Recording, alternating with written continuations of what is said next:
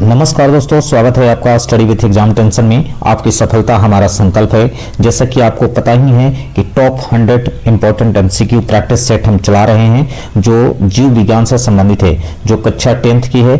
और ये हमने क्लास मतलब जो चैप्टर 6 है उसको लिया है, जिसका नाम है जैव प्रक्रम और लाइफ प्रोसेस। इसके फर्स्ट पार्ट में हमने लगभग 35 क्वेश्चन देख लिए थे। आज जो है हम 35 से आगे प्रश्नों को देखेंगे और सभी एमसीक्यू पैटर्न को देखते हुए जो एग्जामिनेशन पॉइंट को ध्यान में रखकर ये तैयार किए गए हैं। तो वीडियो में लास्ट तक बने रहिए, और अगर पहला वीडियो आपने नहीं देखा है तो उसको जाकर देख लीजिए, ताकि जो है इसका लाभ आपको मिल सके। तो चलिए शुरू करेंगे आज का जो एमसीक्यू है, यानी 33 से आगे का क्वेश्चन को देखते हैं कि 33 से आगे कौन कौन से क्वेश्चन हैं जो हम आज भी क्वेश्चन काफ़ी इम्पोर्टेंट है। हमने 33 क्वेश्चन करवा लिया था, आज हम 34 से आगे प्रश्नों को देखेंगे। तो देखिए पहला प्रश्न आपके स्क्रीन पर, कोशिका प्रक्रमण में ऊर्जा मुद्रा किसे कहा जाता है, यानी एनर्जी करेंसी कोशिका प्रक्रमों में किसे कहा जाता है। कोशिका प्रक्रमों में ऊर्जा मुद्रा या एनर्जी करेंसी किसे कहा जाता है। तो आपके पास ऑप्शन है एटीपी को, डीएनए को या आरएनए को। तो सही आंसर क्या हो जाएगा, आपका सही आंसर हो जाएगा एटीपी को ही एनर्जी करेंसी कहा जाता है। यानी कोशिका प्रक्रमों में एनर्जी करेंसी एटीपी को कहा जाता है। अगर आपसे एटीपी का फुल फॉर्म पर पूछ देता है तो एड्रेनोसिस ट्राइफॉस्फेट होता है। एड्रेनोसिस ट्राइफॉस्फेट जो है एटीपी का फुल फॉर्म होता है। तो सही आंसर आप देख लिए कि एटीपी होगा इस क्वेश्चन का। नेक्स्ट क्वेश्चन अगर आपसे पूछ दिया कि एटीपी यानी एक एटीपी के अणु में टूटने से लगभग कितनी ऊर्जा बनती है, यानी एक एटीपी के अणु टूटते हैं तो उससे कितनी ऊर्जा संचित होती है यानी बनती है। तो आपके पास ऑप्शन है 30.5 किलो जूल मोल पर मोल, या 50 किलो जूल पर मोल, या 100 केजी पर मोल, या 10.5 केजी पर मोल। तो सही आंसर क्या हो जाएगा, एक एटीपी के अणु टूटते हैं तो उससे 30.5 केजी पर मोल ऊर्जा बनती है। नेक्स्ट क्वेश्चन देखिए, नेक्स्ट क्वेश्चन है मानव श्वसन तंत्र। नेक्स्ट क्वेश्चन क्या क्या है, मानव श्वसन तंत्र में गैसों का विनिमय मुख्य रूप से कहाँ होता है। यानी मानव श्वसन तंत्र में एक्सचेंज ऑफ गैसेस मुख्य रूप से कहाँ से होता है। तो आपके पास ऑप्शन है श्वास नाल से होता है, कुपिका से होता है, ग्रसनी से होता है, या नासा द्वार से होता है। तो सही आंसर क्या हो जाएगा, सही आंसर हो जाएगा कुपिका से होता है। कुपिका से मानव श्वसन तंत्रों में गैसों का विनिमय होता है, ध्यान रखिएगा। एक से बढ़कर एक क्वेश्चन आपको इस सीरीज में मिलेंगे जो आपके एग्जाम को देखकर बनाए गए हैं। तो हमारे चैनल को लाइक, सब्सक्राइब और शेयर करना नहीं भूलिएगा अगर आप चैनल पर पहली बार आए हैं। नेक्स्ट क्वेश्चन देखिए, मनुष्यों में श्वसन वर्णक यानी रेस्पिरेटरी पिगमेंट कौन सा है जो O2 का परिवहन करता है। यानी मनुष्यों में जो श्वसन वर्णक जिसको रेस्पिरेटरी पिगमेंट कहा जाता है वो कौन सा है जो O2 को परिवहन करता है। आपके पास ऑप्शन है क्लोरोफिल, हीमोग्लोबिन, कैरोटीन या प्लाज्मा। तो सही आंसर क्या हो जाएगा, हीमोग्लोबिन। वो इसको रेस्पिरेटरी पिगमेंट कहा जाता है जो O2 को परिवहन करने का काम करता है, यानी शरीर के हर भाग में पहुंचाने का काम ये करता है। नेक्स्ट देखिए, नेक्स्ट क्वेश्चन आपके स्क्रीन पर, हीमोग्लोबिन मानव रक्त की किन कोशिकाओं में पाया जाता है। यानी हीमोग्लोबिन जो है वो मानव रक्त की किन कोशिकाओं में पाया जाता है। आपके पास ऑप्शन है श्वेत रक्त कोशिका जिसको WBC बोलते हैं, लाल रक्त कोशिका जिसको RBC या रक्ताणु बोलते हैं, तीसरा है प्लेटलेट्स या चौथा है प्लाज्मा। तो सही आंसर क्या हो जाएगा, सही आंसर हो जाएगा RBC में हीमोग्लोबिन मानव रक्त की कोशिका में पाया जाता है। ठीक है, नेक्स्ट क्वेश्चन देखिए, नेक्स्ट क्वेश्चन है मछलियों में श्वसन किस अंग द्वारा होता है। ये सभी को पता होना चाहिए कि मछलियों में जो श्वसन है किस अंग से द्वारा, फेफड़े से होता है कि क्लोम्स या गिल से होता है, त्वचा से होता है या श्वास छिद्र से होता है। तो सही आंसर क्या हो जाएगा, क्लोम या गिल से होता है। मछलियों में क्लोम या गिल्स पाए जाते हैं जिससे मछलियां सांस लेने में सक्षम होती है। नेक्स्ट देखिए, नेक्स्ट केचुए में गैसों का विनिमय किसके द्वारा होता है, यानी केचुआ जो अर्थवर्म होता है वो गैसों का विनिमय किसके द्वारा करते हैं। तो उनके पास क्या होता है, गिल्स होता है कि नम त्वचा होता है कि फेफड़े होते हैं कि स्टोमेटा होता है। तो सही आंसर क्या हो जाएगा, उनकी त्वचा जो होती है नम होती है और उसी त्वचा से वो गैसों का विनिमय करते हैं। नेक्स्ट क्वेश्चन देखिए, नेक्स्ट क्वेश्चन है जलीय जीव वायुमंडलीय जीवों की तुलना में तेजी से सांस क्यों लेते हैं। यानी जो जल में जो जीव पाते हैं और जो वायुमंडल में जो जीव पाते हैं उनकी सांस लेने की क्षमता अलग अलग होती है। और पूछ रहा है कि जो जलीय जीव की जो क्षमता है वो वायुमंडलीय जीवों की तुलना में क्यों ज़्यादा होती है। तो कारण क्या है, आपके पास ऑप्शन देखिए, जल में घुली ऑक्सीजन की मात्रा वायु की तुलना में कम होती है, जल में O2 की मात्रा अधिक होती है, उनके फेफड़े बड़े होते हैं या वो अधिक भोजन खाते हैं। तो सही आंसर क्या हो जाएगा कि जो जल में घुली ऑक्सीजन की मात्रा जो है वो वायु की तुलना में कम होती है, यानी जल में एयर की मात्रा बहुत कम होती है इन कंपैरिजन ऑफ एयर वायुमंडल। तो इसी वजह से जलीय जीवों को जो है श्वसन जो है वो तेजी से होता है। नेक्स्ट क्वेश्चन देखिए, नेक्स्ट क्वेश्चन है कि जो मानव शरीर है,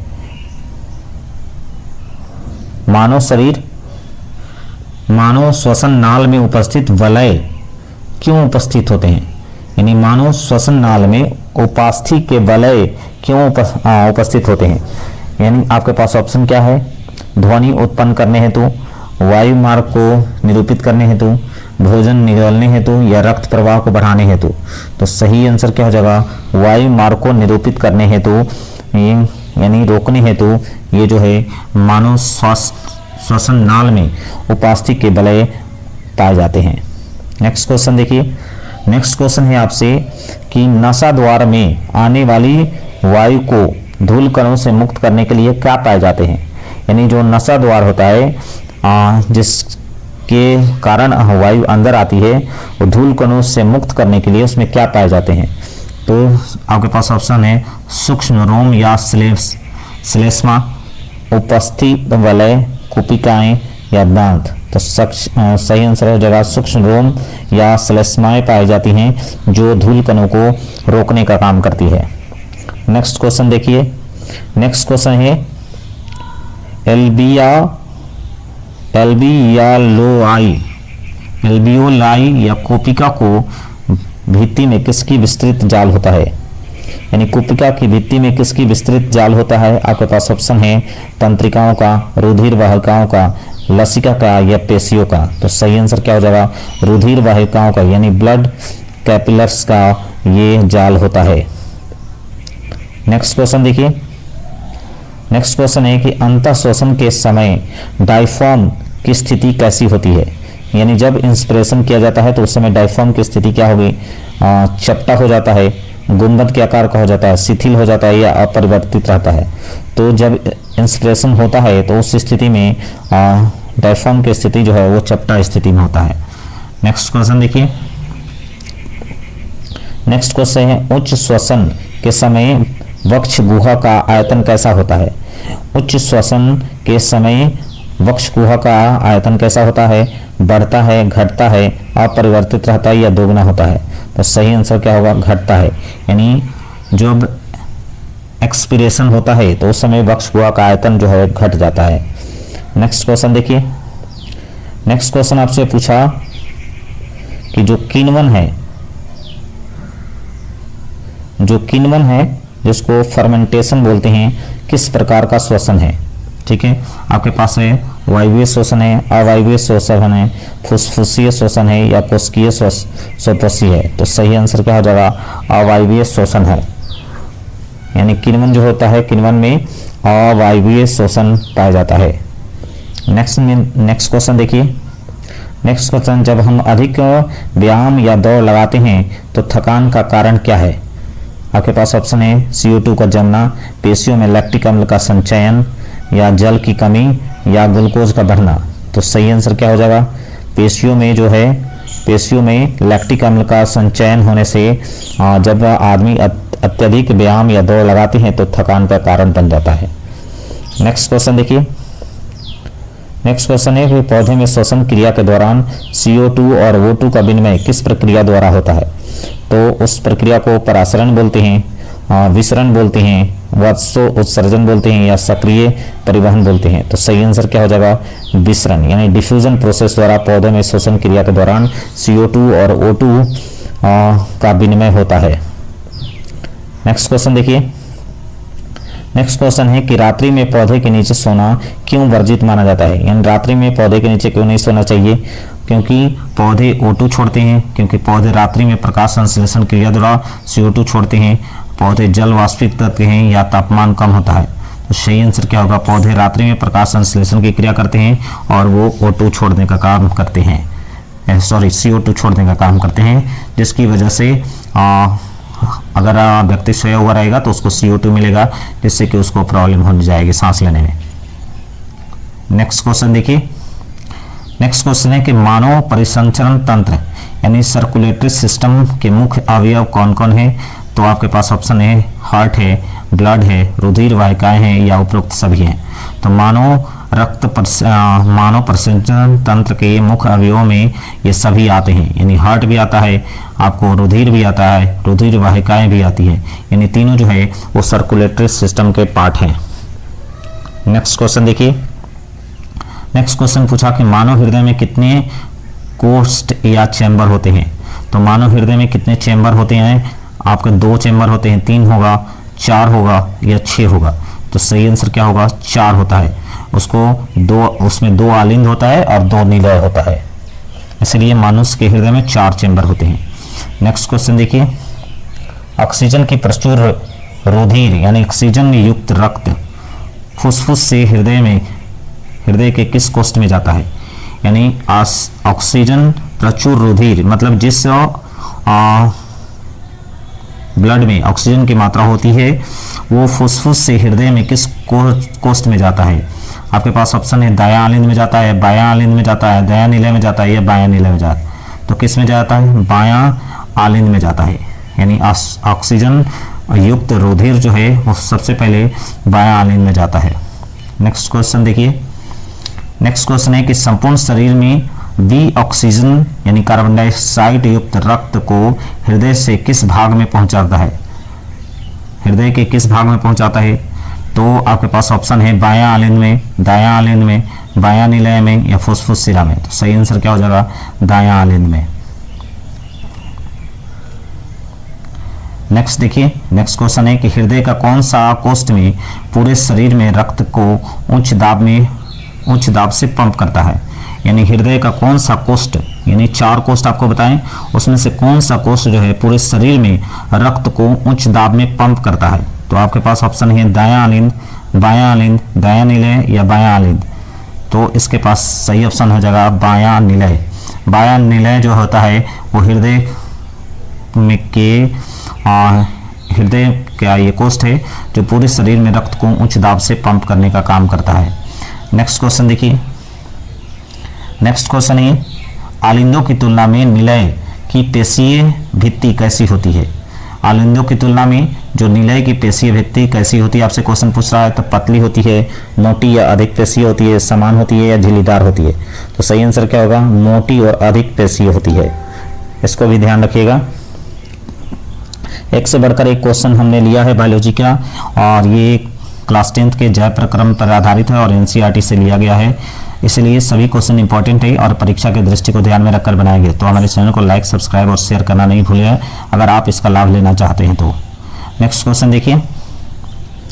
नेक्स्ट क्वेश्चन है कि रुधिर के उल्टे प्रवाह को रोकने के लिए हृदय में क्या उपस्थित होते हैं? यानी रुधिर में अगर उल्टा प्रवाह होता है यानी बैक फ्लो होता है तो उसको रोकने के लिए हृदय में क्या उपस्थित होते हैं?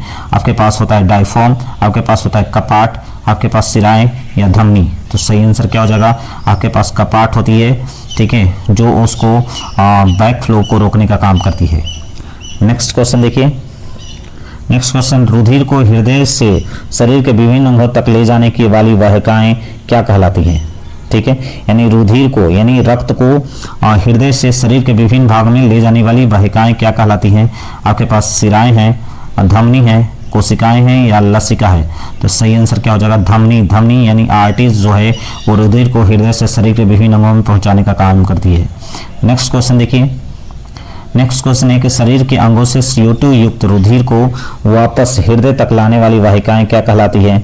तो जो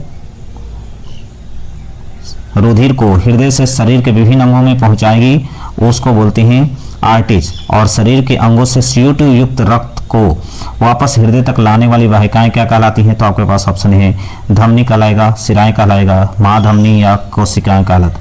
तो सही आंसर हो जाएगा यहाँ सिराएं, जिसको वेन बोलते हैं। नेक्स्ट क्वेश्चन देखिए। कौन सी एक एकमात्र धमनी है जो ऑक्सीजनित यानी शुद्ध रक्त को दाएं नीले से फेफड़े तक ले जाती है? तो आपके पास क्या ऑप्शन है? महाधमनी होती है, फुसफुस धमनी होती है, फुसफुस सिरा होता है, या ब्रिक धमनी होता है? तो सही आंसर क्या हो जाएगा?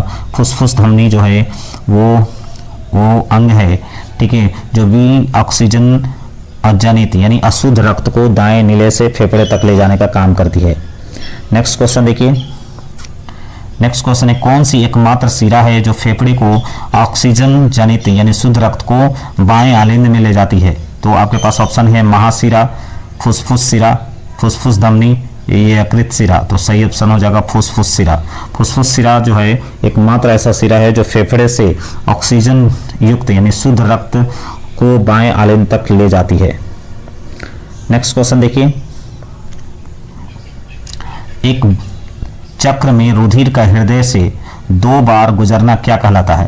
यानी एक चक्र में रुधिर का हृदय से 2 बार अगर गुजरता है तो उस प्रक्रिया को क्या बोलते हैं? एकल परिसंचरण बोलते हैं, दोहरा परिसंचरण बोलते हैं, खुला परिसंचरण बोलते हैं, या लसिका परिसंचरण बोलते हैं? तो सही आंसर क्या हो जाएगा? दोहरा परिसंचरण बोलते हैं। मतलब एक चक्र में रुधिर का हृदय में 2 बार से गुजरना, इसको बोलते हैं डबल सर्कुलेशन। नेक्स्ट क्वेश्चन देखिए। नेक्स्ट क्वेश्चन है कि मछलियों के हृदय में कितने कोष्ठ होते हैं और इनमें कैसा परिसंचरण होता है? तो आपके पास ऑप्शन है 4 कोष्ठ होते हैं, दोहरा परिसंचरण होता है, 2 कोष्ठ होते हैं, एकल परिसंचरण होता है, 3 कोष्ठ होते हैं, दोहरा परिसंचरण होता है, या 1 कोष्ठ होते हैं? तो सही आंसर क्या हो जाएगा? मछलियों के हृदय में 2 कोष्ठ होते हैं और उनमें एकल परिसंचरण होता है यानी सिंगल सर्कुलेशन होता है। नेक्स्ट क्वेश्चन देखिए। नेक्स्ट क्वेश्चन है जल स्थलचर यानी एम्फीबियन और सरीसृप जिसको रेप्टाइल बोलते हैं कि हृदय में कितने कोष्ठ होते हैं? यानी जो जल में पाए जाते हैं और स्थल पे पाए जाते हैं, और साथ में जो रेप्टाइल होते हैं उनके हृदय में कितने कोष्ठ होते हैं? आपके पास ऑप्शन जो है 2 होता है, 3 होता है, 4 होता है, या 1 होता है? तो सही आंसर क्या हो जाएगा? 3 कोष्ठ होते हैं। यानी जो एम्फीबियन होते हैं और रेप्टाइल होते हैं उनके हृदय में 3 कोष्ठ होते हैं। और वो नेक्स्ट देखिए। नेक्स्ट क्वेश्चन है पक्षियों के स्तनधारी के हृदय पृथक क्यों होते हैं? पक्षियों और स्तनधारी के हृदय पृथक क्यों होते हैं? यानी जो पक्षी होते हैं उनका उसके हृदय अलग होंगे, जो स्तनधारी होंगे उनके हृदय अलग क्यों होते हैं? कारण क्या है? आपके पास ऑप्शन है शरीर का तापमान स्थिर बनाए रखने के लिए और उच्च ऊर्जा की आवश्यकता के कारण, उड़ने के लिए, पानी पीने के लिए, या आकार बदलने के लिए? तो सही आंसर क्या होगा? शरीर के तापमान को स्थिर बनाए रखने के लिए और उच्च ऊर्जा की आवश्यकता के कारण जो होते हैं पक्षियों और स्तनधारियों के हृदय पृथक होते हैं। इस तरह से हमने आपको 32 क्वेश्चन अभी करवा दिया है। एक क्वेश्चन लास्ट देख लेते हैं हम। लास्ट क्वेश्चन आपके स्क्रीन पर है कि सामान्य स्वस्थ मनुष्य का प्रकुंचन दाब और अनुशीतलन दाब कितना होता है? यानी समान स्वस्थ मनुष्य, जो मनुष्य स्वस्थ रहता है, उसका प्रकुंचन दाब और अनुशीतलन दाब कितना होगा? आपके पास होता है, आपके पास ऑप्शन है 80/120, 120/80, या 100/60, या 140/90। तो जो स्वस्थ मनुष्य होता है उसका जो है सिस्टोलिक प्रेशर और डायसिस्टोलिक प्रेशर जो होता है वो कितना होता है? 120/80 होता है। mmHg में होता है, ये ध्यान रखिएगा। तो इस तरह से हमने 33 प्रश्न सेकंड पार्ट में करवा दिए हैं। उम्मीद है वीडियो आपको पसंद आया होगा। तो हमारे चैनल को लाइक, सब्सक्राइब और शेयर करना ना भूलें अगर इसी तरह के वीडियो को अगर आप देखना चाहते हैं और अपनी तैयारियों को मजबूत करना चाहते हैं। धन्यवाद। आपका दिन शुभ हो।